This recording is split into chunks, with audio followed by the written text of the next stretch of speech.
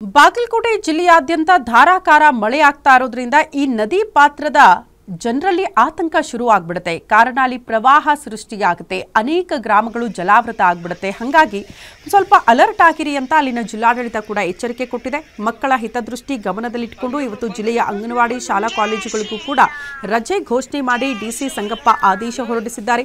ಶೀತ ಗಾಳಿ ಸಹಿತ ನಿರಂತರ ಮಳೆಯಲ್ಲಿ ಶಾಲೆಗೆ ಹೋಗೋದಕ್ಕೆ ತೊಂದರೆ, ಜೊತೆಗೆ ಘಟಪ್ರಭಾ ನದಿ ಪಾತ್ರದ ಗ್ರಾಮಗಳಲ್ಲಿ ಪ್ರವಾಹದ ಪರಿಸ್ಥಿತಿ ಇರೋ ಹಿನ್ನೆಲೆಯಲ್ಲಿ ಜಿಲ್ಲೆಯ ಎಲ್ಲಾ ಅನುದಾನ ರಹಿತ ಶಾಲಾ ಕಾಲೇಜುಗಳಿಗೆ ರಜೆ ಘೋಷಣೆ ಮಾಡಿ ಅಲ್ಲಿನ ಜಿಲ್ಲಾಧಿಕಾರಿಗಳು ಆದೇಶವನ್ನು ಹೊರಡಿಸಿದ್ದಾರೆ.